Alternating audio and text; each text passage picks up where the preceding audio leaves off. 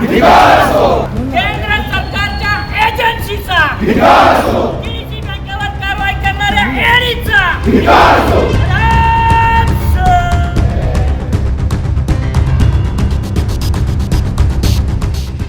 कोल्हापुरात जिल्हा बँकेत कर्मचाऱ्यांनी 1 तास काम बंद आंदोलन केले. ईडीने 5 अधिकाऱ्यांना समन्स बजावत ताब्यात घेतल्याने निषेध व्यक्त केला. बँकेच्या मुख्य कार्यकारी अधिकारी यांच्यासह 5 जणांना ईडीने ताब्यात घेतले होते. साखर विभागातील अधिकारी व काही कागदपत्र ताब्यात घेतले आहेत. हसन मुश्रीफ यांच्या अडचणीत वाढ होण्याची शक्यता यामुळे निर्माण झाली आहे. लोकजागर न्यूज, कोल्हापूर.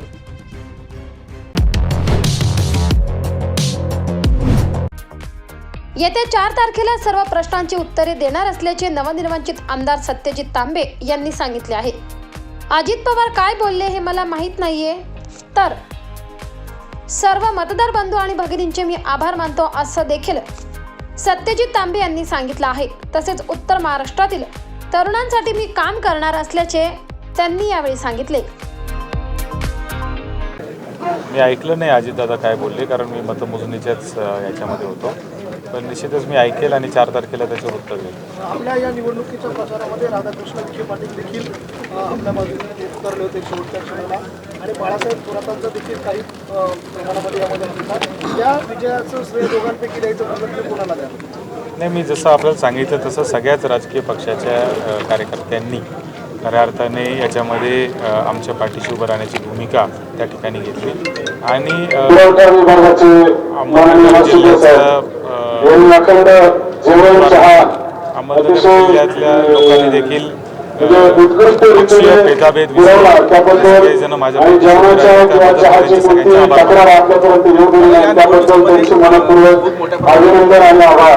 पैशांचा वापर झाला एक अशाही पद्धतीचं जे आरोप आहेत आज काही कॅन्डिडेटनी केलेले आहे. मला असं वाटत नाही. तुम्ही सगळेजण ग्राउंडवर फिरत होते. मी अनेक पत्रकारांना तर मी बघितलं की इंटेरियरमध्ये देखील ते माझ्या बरोबर होते, आणि जर त्यांना कुठं जाणवलं असेल तर मला माहीत नाही.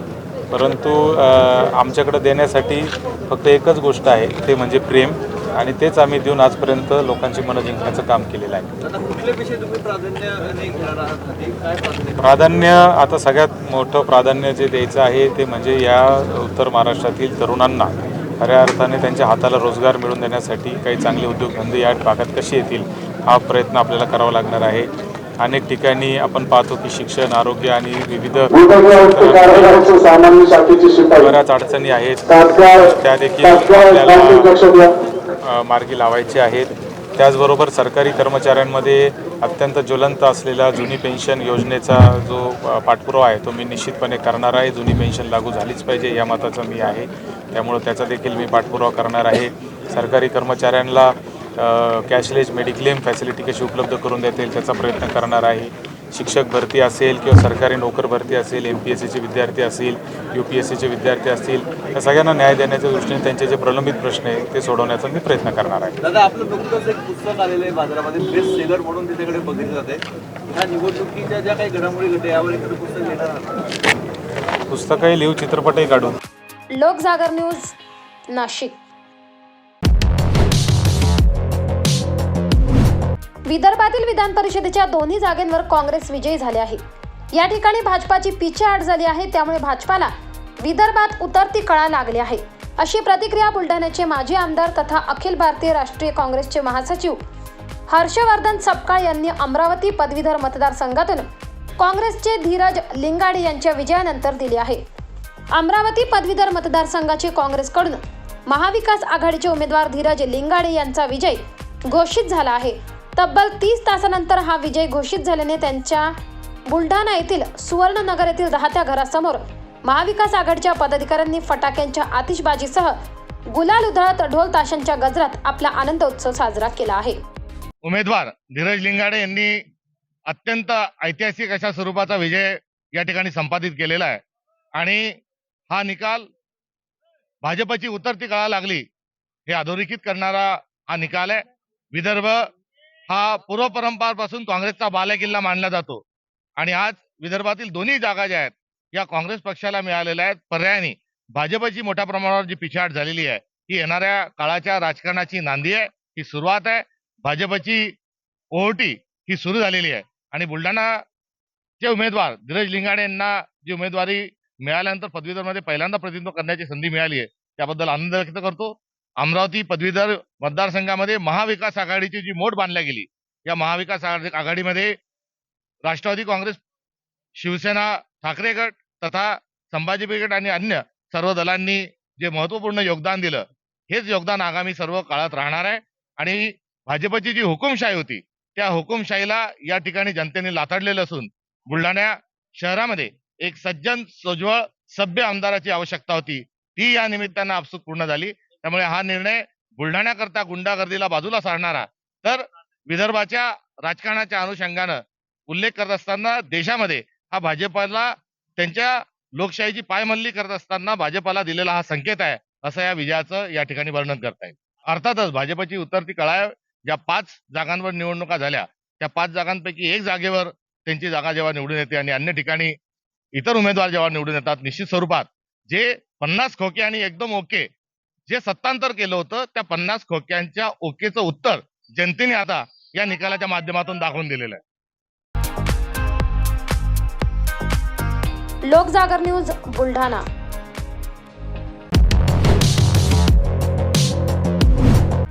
मुख्यमंत्री एकनाथ शिंदे यांनी सेवाग्राम येथील बापू कुटीला भेट देत राष्ट्रपिता महात्मा गांधी यांच्या आठवणींना उजाळा दिला आहे. सेवाग्रामचा परिसर हा राष्ट्रपिता महात्मा गांधी यांच्या पावन स्पर्शाने पावन झालेला परिसर आहे, असे मत यावेळी मुख्यमंत्री एकनाथ शिंदे यांनी व्यक्त केले. हे सरकार राज्याचे सर्वांगीण विकास करणारे सरकार आहे. हिंदू हृदय सम्राट बाळासाहेब ठाकरे समृद्धी महामार्ग हा विकासाचे महत्त्वाचे पाऊल आहे, जे सुप्रीम कोर्टाने आरक्षणाबाबत निर्णय दिला त्याबाबत देखील हे सरकार गांभीर्यपूर्ण काम करेल. देवेंद्र फडणवीस हे जेव्हा मुख्यमंत्री होते त्या काळात या भागात खूप विकासाची कामे झाली. मराठा समाजाला आरक्षण मिळण्यासाठी जे काही करावं लागेल ते सरकार करेल, अशी प्रतिक्रिया त्यांनी व्यक्त केली आहे.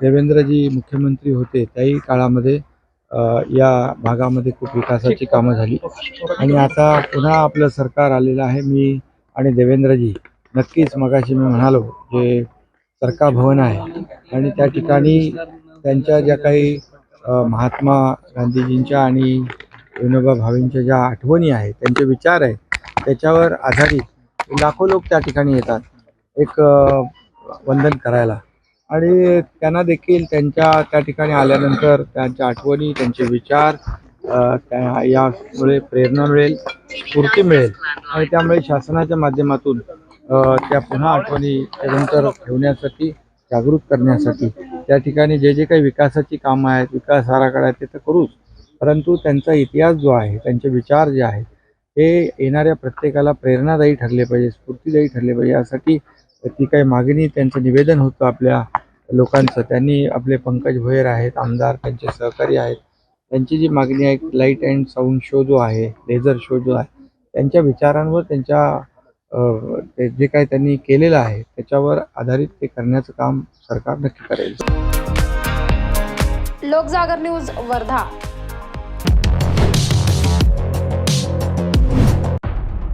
जुनी पेन्शन हा पहिला मुद्दा माझ्यासाठी महत्त्वाचा होता.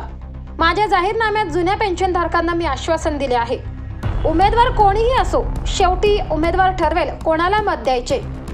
अनेक दिग्गज नेते या निवडणुकीत हारलेले आहेत. लोकांना त्यांची कामे आवडले नाही म्हणून त्यांना नाकारलं, अशी टीका धीरज लिंगाडे यांनी रणजित पाटील यांच्यावर केली आहे. महाविकास आघाडी सरकार पुन्हा यावं ही सर्वसामान्यांची इच्छा, अशी प्रतिक्रिया धीरज लिंगाडे यांनी व्यक्त केली आहे. जुनी पेन्शन योजना हा पहिला मुद्दा आमचा महत्त्वाचा आहे. आम्ही जुनी पेन्शन सगळ्या कर्मचाऱ्यांना आश्वस्त केलेलं आहे की त्यांना ही पेन्शन मिळाली पाहिजे. आमच्या नेते नानाभाऊ पटोले साहेब यांनी या हिवाळी अधिवेशनामध्ये त्यांचा जेव्हा भव्य मोर्चा निघाला होता तेव्हा एकमेव नानाभाऊ पटोले साहेब त्या ठिकाणी गेले आणि त्यांनी त्या सर्व कर्मचाऱ्यांना विश्वास दिला की महाराष्ट्रामध्ये जेव्हा आमचं काँग्रेसचं महाविकास आघाडीचं सरकार परत येईल त्यावेळेस प्रामुख्यानं आम्ही हा तुमचा मुद्दा निकाली काढू. त्यामुळं त्यांनी आमच्यावर हा विश्वास व्यक्त केला आणि आम्हाला त्या ठिकाणी पाठिंबा दिलेला आहे. त्यामुळे हा आम्ही एक मुद्दा आमच्या जाहीरनाम्यात नंबर 1 वर ठेवला होता. विरोधात एवढे पॉवर. आता याचं गमक काय, शेवटी उमेदवार कोणीही असेल, शेवटी मतदार ठरवेल की कुणाला निवडून द्यायचं आहे. त्यामुळे अनेक दिग्गज निवडणुकांमध्ये हरलेले आहे. त्यामुळे असं काही म्हणता येणार नाही की आपण की पण हे सर्वस्वी मतदार ठरवतील.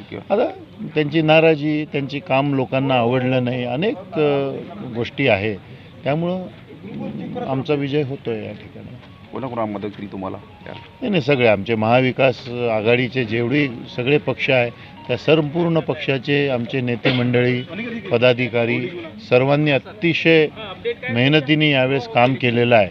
आणि भाजप सरकारवर ही जी नाराजी आहे ही निश्चित नाराजीचंही एक आहे. आणि लोकांना आता परत महाराष्ट्रामध्ये महाविकास आघाडीचं सरकार यावं ही इच्छा आहे. हे जे निकाली आपण जे आहे ते बघताय. लोकजागर न्यूज, अमरावती.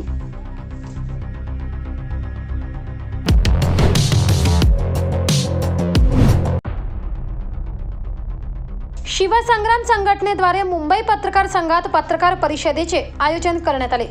यावेळी पत्रकारांसमोर शिवसंग्रामचे महाराष्ट्र प्रदेश अध्यक्ष तानाजीराव शिंदे यांनी विविध मुद्दे मांडले.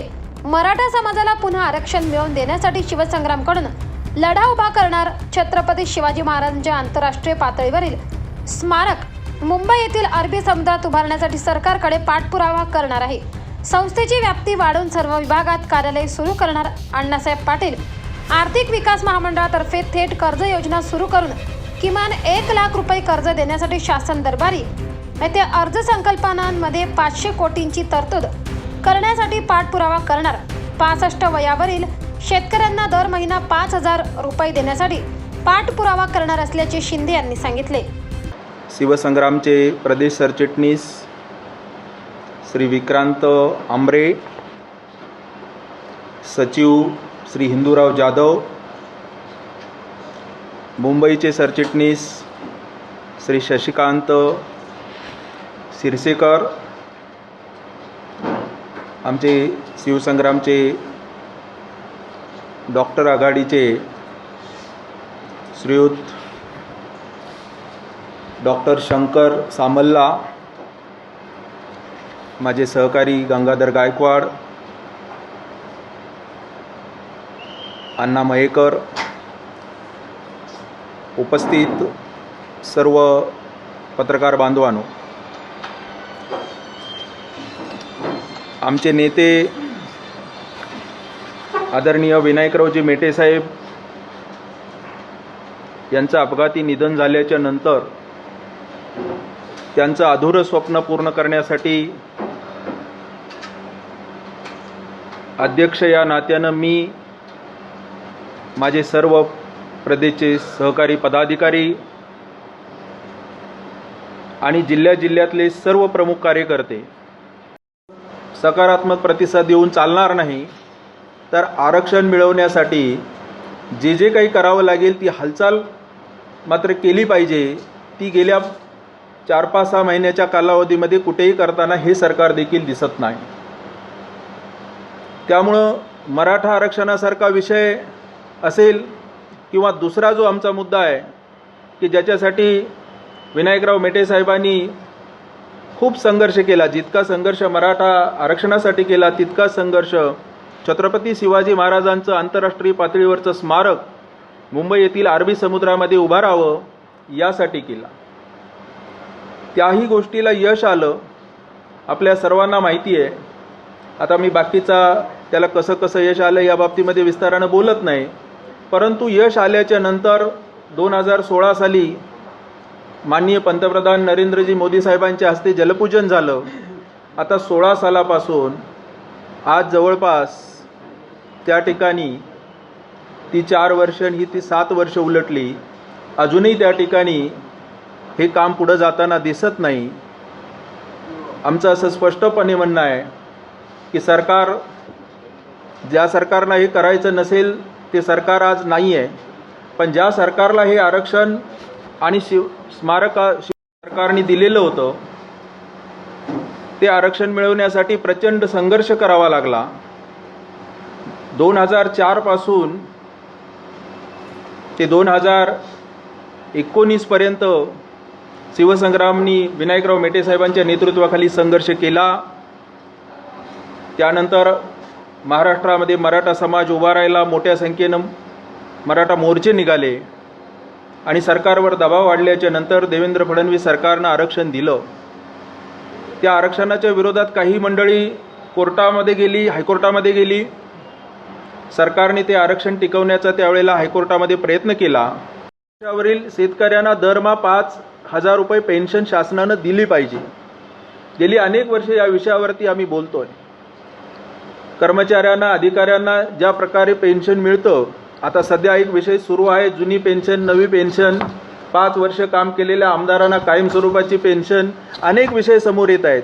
आमचं म्हणणं एवढंच आहे, जे मुद्दे शासनाच्या पातळीवर आहेत ते जरूर तुम्ही हाताळा, परंतु आयुष्यभर शेतामध्ये कष्ट करणारा शेतकरी वृद्धापकाळामध्ये अत्यंत वाईट अवस्थेमध्ये जीवन जगतो.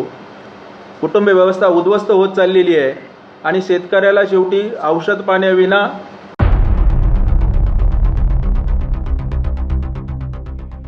लोकजागर न्यूज, मुंबई.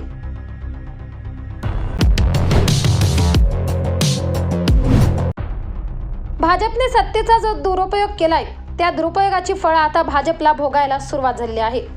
जुन्या पेन्शनच्या प्रश्नासंदर्भात विधानसभेत एक उत्तर द्यायचं आणि बाहेर एक बोलायचं, ही दुहेरी नीती मुळात विदर्भ हा काँग्रेसचाच राहिलेला आहे. भाजप दुसऱ्यांची घरं जेव्हा फोडतो तेव्हा त्यांना आनंद होत आहे असा टोला नाना पटोले यांनी लगावलाय. अमरावती आणि नागपूर विभागात भाजपच्या जाचामुळे अनेक भाजप नेत्यांनी आम्हाला मदत केलेली आहे. नाशिकमध्ये जो काँग्रेसचा घर तोडण्याचा जो प्रयत्न झालेला आहे तो आमच्या जिव्हारी लागला. तुम्ही आमचा एक नेला तर मी 50 आमदार निर्माण करेल अशी आमची रणनीती आहे आणि त्यामध्ये आम्ही नक्कीच यशस्वी होऊ असे पटोले म्हणाले. भाजपनी सत्तेचा जो दुरुपयोग केला त्या दुरुपयोगाची फळं आता भाजपला भोगायला सुरुवात झालेली आहे. आपण पाहिलं की 2 कोटी युवकांना आम्ही नोकऱ्या देऊ. त्यांना सांगितलं की आम्ही 2 कोटी युवकांना तर सोडा, त्यांनी उलट जे लोक नोकरी लागले त्यांना नोकरीच्या बाहेर काढले. बेरोजगारीची संख्या मोठ्या प्रमाणात महाराष्ट्रामध्ये वाढवली. जुन्या पेन्शनचा जो प्रश्न होता त्याच्यामध्येही विधानसभेत एक उत्तर द्यायचं आणि विधानसभेच्या बाहेर एक बोलायचं, ही दोघली नीती.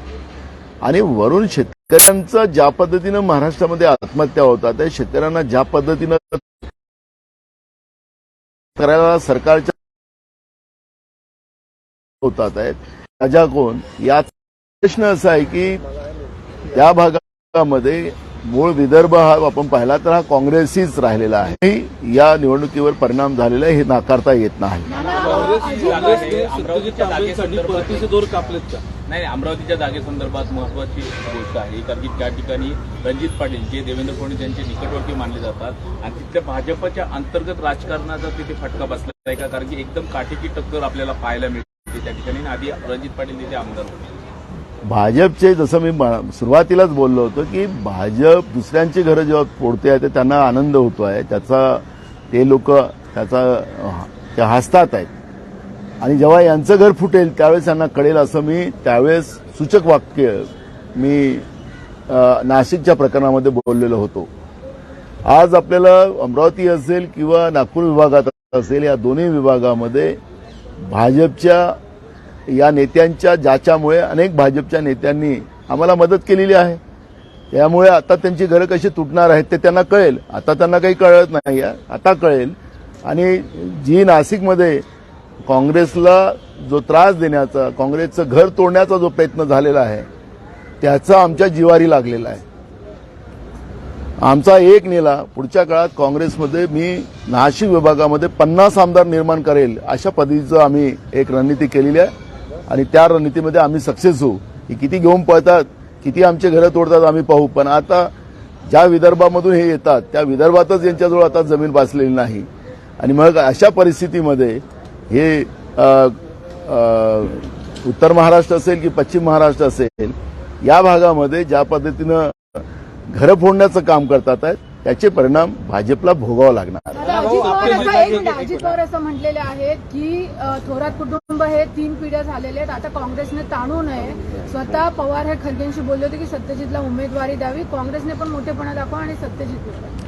मी काल पण बोललो, हायकमांड निर्णय करेल.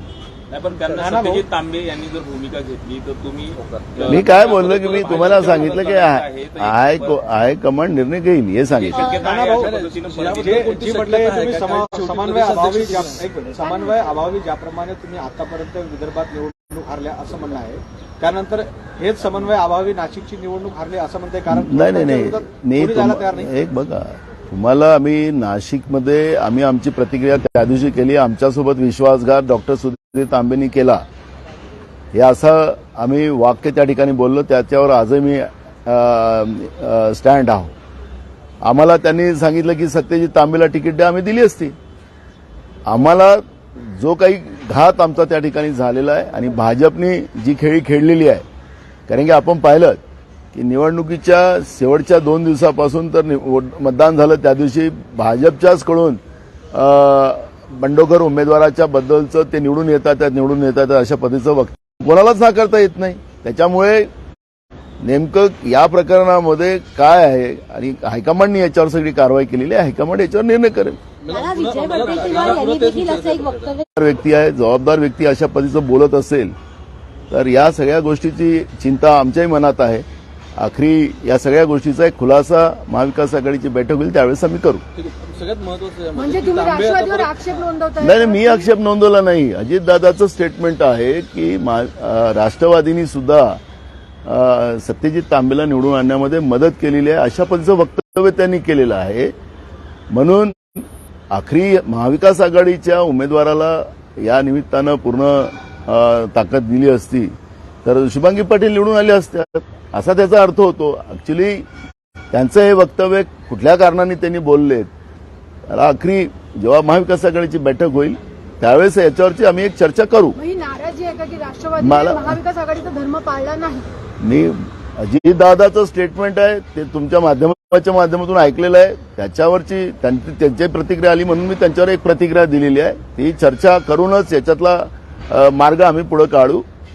सत्यजित तांबेंनी काँग्रेससोबत राहण्याची तयारी दाखवली तर तुमचं नक्की यावरती स्टँड काय असेल? मी आपल्याला सांगितलं, आम्ही सांगितलं हायकमांड निर्णय करेल असं म्हटलेलं आहे. त्याच्यावर कशाला तुम्ही बहुजन आघाडीला आम्ही तयार आहोत, पर्सनली माझी तरी तयारी असं अजित पवारांना म्हटलं.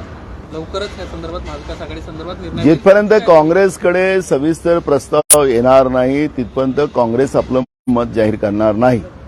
आमची भूमिका स्पष्ट आहे. आम्हाला कोणालाही अंधारात ठेवून दोस्ती करायची नाही. आम्ही ओपनली दोस्ती करण्यामध्ये आम्हाला विश्वास आहे. आम्ही सगळ्यांना सोबत घ्यायचं आणि वेळेवर धोका करायची ही भूमिका काँग्रेस पक्षाची नाही. आमच्याकडे प्रस्ताव आल्यानंतरच आम्ही याच्यावरची प्रतिक्रिया देऊ. नाना भाऊ, दिल्लीमधून डायरेक्ट पृथ्वीराज चव्हाण महाराष्ट्रात आले त्यामुळे आमची सत्ता गेली असं मत राष्ट्रवादी काँग्रेसच्या नेत्यांकडून केलं जात आहे. काय वाटतं तुम्हाला की त्यामुळे? हे बघा, आमच्या हायकमांडने घेतलेले निर्णय पक्षाच्यासाठी आणि राज्याच्या हितासाठी केलेले आहेत अशी प्रतिक्रिया त्यांना देता येणार नाही. नाना, तुम्ही नागपूर आणि अमरावतीमध्ये भाजपला दोन्ही पछाड दिलाय, मात्र फडणवीसांनी कोकण शिक्षक मतदारसंघ करून दाखवलं का? असं आहे, जिथं लागला ते करून दाखवलं आणि तिकडे गाणार पडले ते आमचे नव्हते. म्हणजे ही दोघली नीती जी भाजपची आहे ती याच्यातून स्पष्ट होतं. गाणार कालपर्यंत यांचे होते, आता गाणार यांचा नाही. मला त्या प्रवृत्तीमध्ये जायचं नाही, त्यांच्यावर काय प्रतिक्रिया द्यायची नाही. ते जिंकले ते आमचे. जसं आता नाशिकचे अपक्ष आमदार निवडून आले त्यांचा विजय जल्लोष करतात ते. तर ते त्यांची जी बीजेपीची भूमिका सत्तेची आहे, सत्तेपासून राज्य आणि देशाची बर्बादी कशी करायची ही त्यांची नीती आहे. त्यामुळे त्यांच्यावर मी काही ते लोकशाहीला मानणारे लोक नाहीत, त्याच्यामुळे फार प्रतिक्रिया द्यावी असं मला वाटत नाही. प्रकाश आंबेडकर आणि शरद पवारांचे संबंध सगळ्यांना उघड माहिती आहे. दोन्ही एकमेकांच्या विरोधात बोलतात. आता राष्ट्रवादी काँग्रेस पक्षाची भूमिका आहे म्हणजे अजित पवारांची की आम्ही प्रकाश आंबेडकरांना सोबत घेण्यासाठी आमची तरी तयारी आहे. आम्ही सांगितलं ना, त्यांचा प्रस्ताव आमच्याकडे कुठला आलेला नाही. त्याच्यामुळे आज आम्हाला त्याच्यावरची प्रतिक्रिया द्यायची नाही. त्यांच्याकडे आला असेल राष्ट्रवादीकडे तर त्यांनी त्यांच्याशी चर्चा चालली असेल. आमच्याकडे कुठलाही आलेला नाही ना, आम्ही कोणता दिलेला नाही. त्यामुळे जिथपर्यंत कुठलाही सविस्तर ब्लॅक अँड व्हाईट जिथपर्यंत क्लिअर होत नाही क्लिअरिटी येत नाही. मैत्री करायची तर क्लिअरिटी करून करायची, ही मानसिकता आमची आहे आणि आम्हाला सगळ्यांना जोडायचं आहे. आमची भूमिका कुठेही कोणाचा विरोध करायची नाही. भाजपच्या विरोधात मूळ बांधणं हे काँग्रेसचा धर्म आहे, तो आम्ही करतोय. पण जिथपर्यंत कुठल्याही गोष्टीची क्लिअरिटी नसेल तिथपर्यंत त्याच्यावर कुठलंही वक्तव्य काँग्रेसच्या वतीनं केलं जाणार नाही. नानाभाऊ, कसबा आणि चिंचवडच्या संदर्भात काय भूमिका असणार आहे? कारण की शिवसेना आणि राष्ट्रवादी दोन्ही पण ठाकरे गट आणि राष्ट्रवादी तिन्ही इच्छुक दिसतात. आज आता बैठक आहे. आजच्या बैठकीमध्ये काय प्रस्ताव असतात, काय त्यांची मागणी आहे त्याच्यावर चर्चा होईल आणि त्याच्यानंतरच आपल्याला याच्यावरचं आम्ही प्रतिक्रिया देऊ. कुठेतरी प्रयत्न होईल का की सत्यजित जरी अपक्ष असला तरी सत्यजित काँग्रेस समर्थक अपक्ष असं म्हणून तरी प्रयत्न होईल का, किंवा हे जे आता मतभेद झालेत ते मतभेद दूर होऊ शकतात का? आम्हाला आमच्याशी कोणी जुळत असेल त्याला विरोध करायचं कुठलंही कारण नाही आहे. आमचा मूळ प्रश्न आहे की डॉक्टर सुधीर तांबेंनी जी काही भूमिका त्यावेळेस फॉर्म भरायच्या वेळेस केलेली आहे त्याच्यावर काँग्रेस पक्षाचा आक्षेप आहे. आमचं तांबे परिवाराचं काय व्यक्तिगत कुठली दुश्मनी नाही. हे जे काही परिवारवाद त्यांचा होता त्या परिवारवादाला पहिलेच त्यांनी खुलासा केला असता तर हा विषय नसताच आला आणि त्यांनी प्रतिक्रिया दिली की मी काँग्रेसचा निवडून आलो असतो तर मला बरं वाटलं असतं. हे सांगायचं तात्पर्य की आमचा कोणाचा विरोधच नव्हता. पण आज त्याच्यावर आम्ही सांगितलं की जो निर्णय घेईल तो हायकमांड घेणार. नानाभाऊ, या प्रक्रियेमध्ये वारंवार असं म्हणतात की अद्यापपर्यंत काँग्रेसकडून जे काही सांगितलं जातंय ते अर्धसत्य तर सांगितलं. त्यांनी पूर्ण सत्य सांगून द्यावं. नानाभाऊ, या निवडणुकीमध्ये बाळासाहेब थोरातने कुठल्या प्रकारची भूमिका घेतली नाही, त्यांना विरोध पण नाही केला, याचा अर्थ सत्यजित तांबेला छुपा पाठिंबा आहे असं मानते. आम्ही आज त्याच्यावरची कुठली प्रतिक्रिया देणार नाही. आम्ही तुम्हाला सांगितलं ना, आम्ही जेव्हा नगरला नगरला जेव्हा बाळासाहेबांचा आम्ही फोटो लावलेला होता आमच्या लोकांनी संघटनेनी, त्याच्यामुळे आज मी त्याच्यावर कुठली प्रतिक्रिया द्यायचं काही बरोबर नाही. नानाभाऊ, धारावी पुनर्विकासचा प्रोजेक्ट आहे. दिवसेंदिवस अदानीचे शेअर्स पडत आहे, मोठ्या प्रमाणात अडचणी निर्माण होत आहे, मात्र पुनर्विकासचा अजूनही टेंडर कायम आहे. असं वाटतं का की सरकार त्यांना बचावण्यासाठी धारावी पुनर्विकास केंद्राची मित्रांसाठी देशातलं आणि राज्यातलं सरकार चालतंय हे आता स्पष्ट झालेलं आहे आणि त्याच्यामुळे याच्यावर वारंवार सांगण्यापेक्षा आता जनतेला हे सगळं कळायला लागलेलं आहे. धारावी पुनर्वसन करायचंच नाही. मी काल पण सांगितलं की जे विदेशी कंपनी जे सिलिंग नावाची होती तिला या लोकांनी पुनर्वसनाचा 7,500 रुपयामध्ये कॉन्ट्रॅक्ट दिलेला होता आणि मग त्यांचं टेंडर कॅन्सल केलंच नाही आणि अदानीला विदाऊट टेंडर 4,500 कोटीमध्ये ते पुनर्वसनाचं काम दिलं. अजूनही रेल्वेची जागा संपादित झालेली नाही. आखरी हे दोन्ही कंपन्या मोठ्या आहेत, दोन्ही कंपन्या कोर्टात म्हणजे एक कंपनी तर गेलीच आहे ती विदेशी कंपनी. आता ही कंपनी जेव्हा जाईल आणि दोन्हीचे टेंडर म्हणजे त्याही विदेशी कंपनीला सिकलॅक जी कंपनी आहे त्याही कंपनीला फडणवीस सरकारनेच टेंडर दिलेलं होतं. त्याला काही महाविकास आघाडी किंवा काँग्रेसच्या सरकारने दिलेलं नव्हतं. त्याच्यामुळे राज्याची तिजोरी त्यांच्या दाव्याच्या माध्यमातून लुटायचा आणि अर्धे वाटून खायचा असा तर निर्णय या मागच्या फडणवीस सरकारचा आणि आताच्या ईडीच्या सरकारचा उद्देश आहे का, हाही एक प्रश्न या ठिकाणी निर्माण होतो आहे. आणि म्हणून पुनर्वसनाच्या बाबतचं जे काही प्रॉपर्टीज आणि ह्या सगळ्या गोष्टी अदानीने त्या काळामध्ये जो क्रायटेरिया त्यांनी ठेवला असेल त्याच्यामध्ये ते कागद खरे होते की नाही होते, ह्याही सगळ्या गोष्टी या ठिकाणी आता पुढे आल्या पाहिजेत. कारण की जे कर्ज जमा करायसाठी अदानी कंपनीने ज्या पद्धतीचा खोटे कागद देश विदेशात खोट्या कंपन्या निर्माण करून त्या ठिकाणी दाखवलेत आणि त्याच्या माध्यमातून LIC असेल ज्या ठिकाणी लोकांच्या घामाचा मेहनतीचा आणि त्यांच्या जीवनमरणाचा पैसा त्या ठिकाणी ठेवला असतो त्यातूनही कर्ज घेतलं. नॅशनल बँकातूनही SBI असतील की अनेक बँकातून कर्ज घेतलं, कोट्यावधी रुपयाचं कर्ज घेतलं. आखरी त्या पैशाचं होणार काय, त्या लोकांचे पैसे परत मिळतील की नाही मिळतील, हे सगळे प्रश्न या निमित्तानं निर्माण झालेले आहे. आणि म्हणून CBIनं आणि त्याच्याही पलीकडे याच्यामध्ये एक संसदीय कमिटी तयार झाली पाहिजे आणि या कमिटीच्या माध्यमातून ही सगळी चौकशी झाली पाहिजे जेणेकरून सत्य जनतेच्या समोर यावं अशी मागणी काँग्रेसची आहे. नाना, तुम्ही आता इशारा दिला नाशिकमध्ये आमचा एक फोडला, आता आम्ही तुमचे 50 फोडू. भाजपला हा कशा आम्ही फोडू नाही, आम्ही जनतेतून लोक निवडून आणू. आम्ही आता तो प्लॅन केलेला आहे. आम्हाला कोणाची घरं फोडायची नाही आहेत. आमच्याजवळ चांगली लोक आहेत. आता ते संधी कशी द्यायची, तिथून कशी लोक निवडून आणायचे त्याचा प्लॅन आम्ही केलेला आहे. एक आमचा गेला पण आम्ही 50 लोक त्या भागातून आता नाशिक विभागातून निवडून आणण्याचा एक संकल्प आम्ही केलेला आहे. त्याचं प्लॅनिंग आम्ही केलेलं आहे आणि त्या प्लॅनिंगने आम्हाला कोणाची घरं फोडायची गरज नाही. आमच्याजवळच चांगले रत्न आहेत. आम्हाला दुसऱ्याच्या घरचे चोरून न्यायची गरज नाही. आज अजित पवारांनी अजून एक विधान केलेलं आहे की जेव्हा हे सरकार पडत होतं, शिवसेनेचे आमदार तुटत होते, ह्याची माहिती होती, ह्याची सगळी कल्पना उद्धव ठाकरेंना दिली तरी आमदार जाऊ दिले, अशी भावना जी आहे त्यांनी व्यक्त केली. ते पण मंत्री होते, राज्याचे उपमुख्यमंत्री होते, गृह खाते त्यांच्याकडे होतं, त्यांनी पकडून ठेवायचे होते, ते जात होते. तर आता या सगळ्या गोष्टीची चर्चा करून फालतूच्या या गोष्टीला मुख्य जनतेचे मुद्दे जे आहेत, महागाई, बेरोजगारी, शेतकऱ्यांचे प्रश्न, याला डायव्हर्ट करण्याची गरज काय? तुमच्याकडे गृह खातं होतं, तुम्ही उपमुख्यमंत्री होतात. आता या सगळ्या चर्चा झाल्या, विषय संपला. जोमानं कामाला लागलं पाहिजे आणि महाराष्ट्रामध्ये आणि देशामध्ये जे असलेलं भाजपचं या संविधानिक व्यवस्थेला संपवणाऱ्या सरकारला उद्ध्वस्त करणं लोकशाहीला महत्वाचं आहे. जे झालं त्याला आज चर्चा करायची गरज नाही असं मला वाटतं. लोकजागर न्यूज, मुंबई.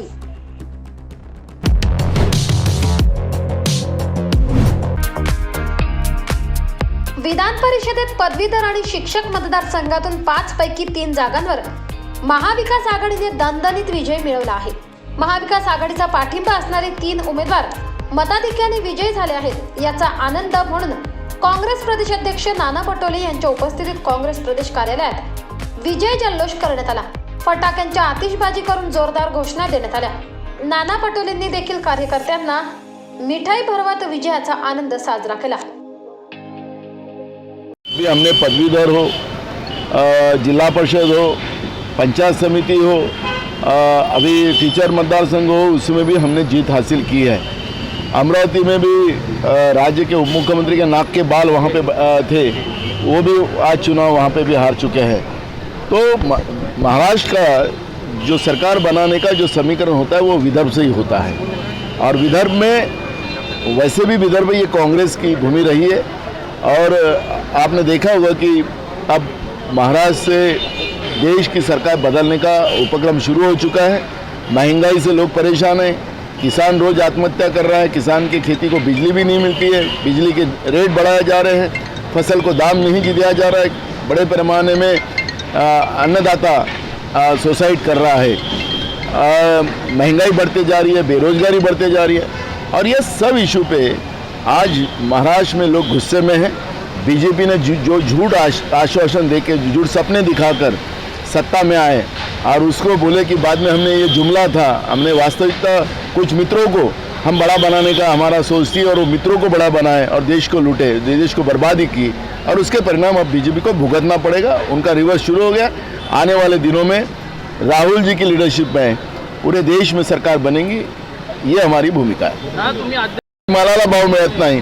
कापूस निघाला तर विदेशातून गाठी आयात केल्या गेल्या, शेतकऱ्यांच्या कापसाचे भाव पाडण्यात आले. शेतकऱ्यांचा धान निघाला तर विदेशातून तांदूळ मागवला. धान उत्पादकालाही सुद्धा शेतीच्या मालाचा भाव मिळू शकला नाही. सोयाबीन शेतकऱ्याची तीच हालत झाली आणि संपूर्ण शेतकऱ्याला उद्ध्वस्त करण्याचं धोरण भाजपने सातत्याने आखलेलं आहे. अन्नदाता आज मोठ्या प्रमाणात आत्महत्या करत आहे. गरिबीमुळे आणि महागाईमुळे सर्वसामान्य माणूस परेशान आहे. बेरोजगारी हा सगळ्यात मोठा प्रश्न आमच्या समोर आहे. रोज महाराष्ट्रातल्या महापुरुषाचा अवमान करण्याचं काम भारतीय जनता पार्टीकडून केलं जाते आहे आणि कुठलाही कारवाई केली जात नाही. बागेश्वर नावाचा भोंदू बाबा यांनी तुकाराम महाराजांच्या बद्दलचे अपशब्द काढावेत आणि त्यांची बायको त्यांना मारत होती, अशा पद्धतीचे भोंदू बाबा याचा उगम भाजपने निर्माण करून एक तेढ निर्माण करण्याचं काम केलं जातं. बाबासाहेब आंबेडकर असतील, महात्मा ज्योतिबा फुले असतील, सावित्रीबाई फुले असतील, छत्रपती शिवाजी महाराज असतील, यांच्याबद्दलचे राज्यपालापासून तर त्यांच्या अनेक मंत्र्यापर्यंत त्यांचा अवमान करण्याची परिकाष्ठा जी महाराष्ट्रात झाली आणि म्हणून आता महाराष्ट्रामधलं हे परिवर्तन आपल्याला पाहायला मिळत आहे. हे बघा, त्यांच्या व्यक्तिगत परिवारातला इशू आहे. हा काही काँग्रेस पक्षाचा इशू नाही आहे. डॉक्टर सुधीर तांबेंना आम्ही तिकीट दिलेली होती. त्यांच्याच बापलेकामधला हा परिवारातला वाद आहे. तो काँग्रेस पक्षावर आणू नका एवढी आमची विनंती. काय प्रतिक्रिया? आम्ही सांगितलेलं आहे की अखेरी अजितदादा हे ज्येष्ठ नेते राष्ट्रवादीचे आहेत. त्यांनी आज अजून एक वक्तव्य केलं की सत्यजित तांबेला निवडून आणण्यामध्ये राष्ट्रवादीचंही सुद्धा योगदान आहे. आता महाविकास आघाडीच्या उमेदवार त्या ठिकाणी शुभांगी पाटील होत्या आणि अजितदादासारख्या ज्येष्ठ नेत्यांनी अशा पद्धतीचं वक्तव्य करावं. त्यामुळे एक मोठा त्याच्याबद्दलची चिंता काँग्रेसच्या मनात निर्माण झालेली आहे. राहिलं तांबेंचा प्रश्न आहे, हायकमांड याच्यामध्ये निर्णय घेईल. पोटनिवडणुकीच्या संदर्भामध्ये आता गोव्यामध्ये जर आपण पाहिलं तर रस्सीखेच सुरू आहे पोटनिवडणुकीच्या. कुठली रस्सीखेच नाही. आज आता महाविकास आघाडीची बैठक आहे, त्या बैठकीमध्ये त्याला निर्णय होईल. आशिष शेलार म्हणाले महाविकास आघाड़ी मिलकर जीती है सर, क्या कहें? देखो, महाराष्ट्र में नहीं तो देश में बीजेपी की उल्टी गिनती शुरू हो चुकी है. लोकजागर न्यूज, मुंबई.